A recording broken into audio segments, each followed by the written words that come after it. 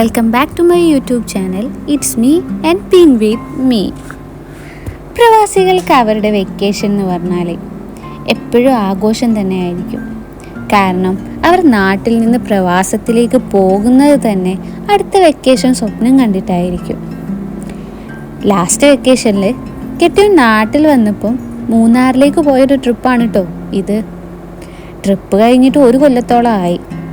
എന്നാലും കെട്ടിയവൻ ഈ ട്രിപ്പിൻ്റെ ഓർമ്മകൾ ഇടയ്ക്കിടയ്ക്ക് ഇരുന്ന് പറഞ്ഞുകൊണ്ടേയിരിക്കും. എന്നിട്ട് അതിൻ്റെ കൂടെ അടുത്ത ട്രിപ്പിന് എടുക്കേണ്ട മുൻകരുതലുകളും ഇപ്പോഴേ പറയും. പ്ലാനിങ്ങിൻ്റെ കാര്യത്തിൽ ഇവർ ഭയങ്കരന്മാരാണ് കേട്ടോ ഈ പ്രവാസികൾ. മേ ബി സാഹചര്യം അവരെ അങ്ങനെ ആക്കിയതായിരിക്കാം. അവരുടെ കുറഞ്ഞ ലീവിൽ എങ്ങനെ മാക്സിമം അടിപൊളിയാക്കാമെന്ന് അവരെപ്പോഴും ആലോചിക്കും. ഈ കുറഞ്ഞ എണ്ണിച്ചുട്ട അപ്പം പോലെയുള്ള അവരുടെ ലീവ് മാക്സിമം കളർഫുൾ ആക്കുക എന്നുള്ളത് അവരുടെ ഒരു സ്വപ്നമാണല്ലോ. ഒരു കൊട്ട പ്ലാനിങ് ആയിട്ട് വന്ന ഈ പ്രവാസികളുടെ മുന്നിൽ കാത്തു നിൽക്കുന്നതോ ഒരുപാട് കൊട്ട പ്ലാനിങ് ആയി നിൽക്കുന്ന വീട്ടുകാരായിരിക്കും. പക്ഷെ നടക്കുന്നത് മുഴുവനും ഇതൊന്നും അല്ല കേട്ടോ. പടച്ചോൻ്റെ പ്ലാനായിരിക്കും നടക്കാൻ പോകുന്നത്.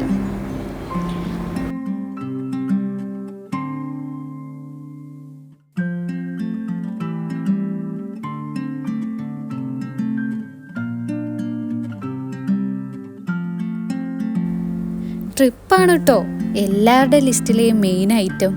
പിന്നെ അത് അരങ്ങത്തേക്ക് എത്തിക്കാനുള്ള ഓട്ടമായിരിക്കും എല്ലാവരും കൂടെ. ഒരുപാട് ചർച്ചകൾ നടക്കും. അതിൻ്റെ ഇടയിൽ എവിടെ പോകുമെന്ന് ചോദിക്കുമ്പോൾ ഓരോരുത്തർക്കും ഓരോ ഇഷ്ടങ്ങളായിരിക്കും. മൈസൂർ, ഊട്ടി, മൂന്നാർ, കൊടൈക്കനാൽ, ആലപ്പുഴ അങ്ങനെ നീണ്ടു പോകും ലിസ്റ്റിൻ്റെ നീളം. അത് എത്രത്തോളം ഉണ്ടാകുമെന്ന് വെച്ചാൽ നമ്മുടെ യൂട്യൂബിൽ ബെസ്റ്റ് ടോപ്പ് പ്ലേസ് നടിച്ച പോലെ ആയിരിക്കും. 100 കണക്കിനുണ്ടായിരിക്കും.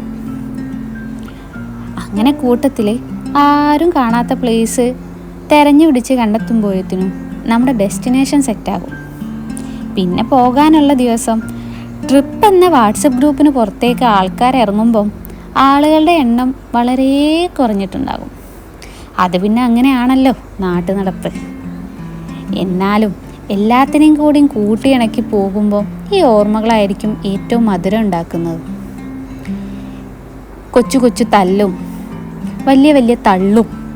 അതിൻ്റെ ഇടയിൽ വിശപ്പ് വരുമ്പം എന്ത് കിട്ടിയാലും വാരി വലിച്ച് തിന്നുമ്പം അതിന് ഭയങ്കര ടേസ്റ്റാണ്. അപ്പോൾ ഉമ്മച്ചി പറയും, ഇത് തന്നെയല്ല മക്കളെ വീട്ടിൽ നിന്ന് നിങ്ങൾ തിന്നാറ്, അപ്പം തരുമ്പോൾ ഇത്ര ആക്രാന്തമൊന്നും കാണാറില്ലല്ലോ എന്ന്. സത്യമാണ്. കൈയിട്ട് വാരി തിന്നുമ്പോൾ ഒരു ത്രില്ലല്ലേ ഈ ഉമ്മാൻ്റെ ഓരോ കണ്ടെത്തൽ.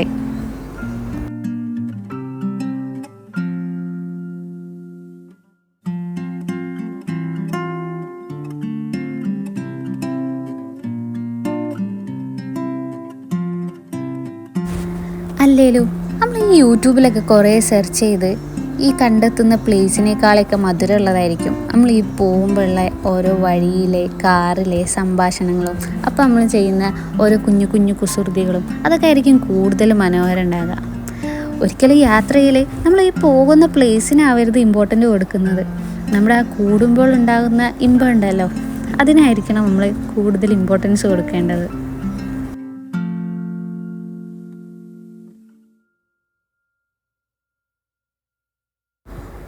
എല്ലാ നാടിനും ഉണ്ടാവില്ലേ അതിൻ്റേതായ ഒരു ഭംഗിയും അതുപോലെ തന്നെ അതിൻ്റേതായ ഒരു ചരിത്രവും. അവർക്ക് മാത്രം അവകാശപ്പെട്ട ഒരുപാട് കാര്യങ്ങളുണ്ടായിരിക്കും.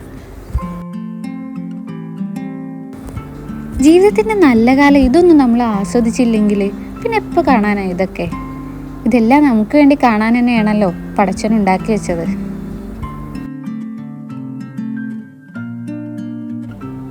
എല്ലാ കൂട്ടത്തിലും ഉണ്ടായിരിക്കും പല ടൈപ്പ് ആൾക്കാർ. ഒരു ടീം ഉറങ്ങാനായിട്ടുള്ളവരാണെങ്കിൽ വേറൊരു ടീം ഉറങ്ങാതിരിക്കുന്നവരും ഉണ്ടാകും. പിന്നെ ഒരു കൂട്ടരോ വാരി വലിച്ച് തിന്നുകൊണ്ടേയിരിക്കുന്നുണ്ടാകും. അവർ നേരെ ഓപ്പോസിറ്റായിട്ട് വേറൊരു ടീമും ഉണ്ടാകും. സ്വാഭാവികമാണല്ലോ. ഈ തിന്നതൊക്കെ ഛർദ്ദിച്ചുകൊണ്ടിരിക്കുന്ന, ഒന്നും തിന്നില്ലേലും ഛർദ്ദിക്കുന്ന ഒരു കൂട്ടരും ഉണ്ടാകും.